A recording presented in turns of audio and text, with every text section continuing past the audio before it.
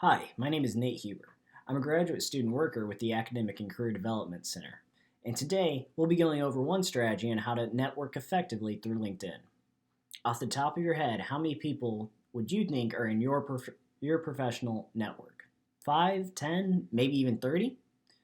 Well, we usually only think of a network as friends, family, or a close family friend who somehow knows somebody else who's hiring. What if I said you already have over 70,000 people in your network? Well, you do. Let me show you. So first, if you haven't done so, go ahead and create a professional LinkedIn profile and make sure you add the University of Nebraska at Omaha as one of your educational institutions. If you aren't currently on your profile, click on the View Profile button, which is under the Me arrow. Go ahead and click that View Profile. And then you're going to want to find the University of Nebraska at Omaha by going down your education or your experiences and clicking on the logo. From here, we'll want to click on the button that says Alumni, and boom, you've already got 70,000 alumni that you could potentially connect with. Now that's a lot of people, so we have to refine our search somehow. So right off the bat, we've got a search bar that can be used like any other search bar that you've ever used.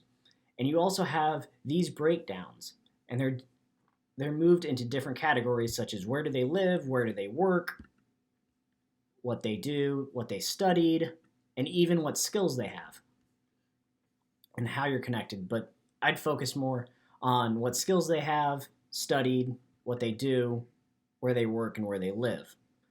So if you just don't know what you want to do with your major or what type of jobs are available, go ahead and type in your major. So let's say history.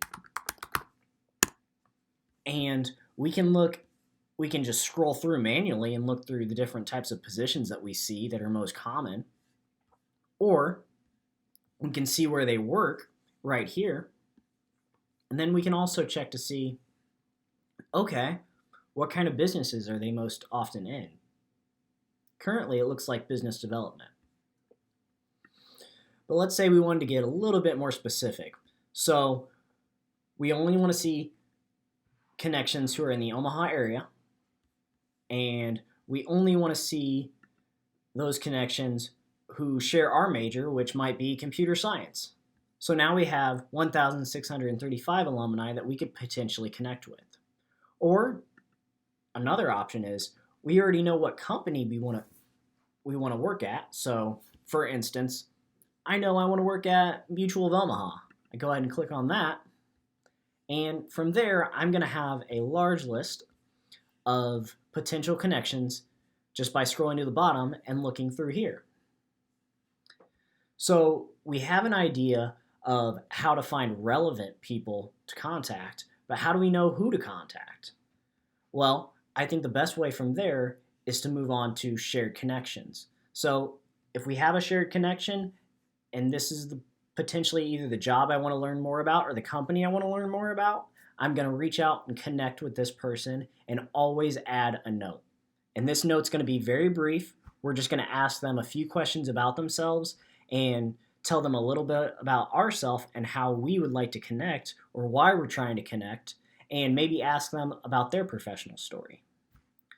So keep in mind, this is a lot of trial and error, and not everybody's going to respond every single time. But keep trying, and eventually you will make connections.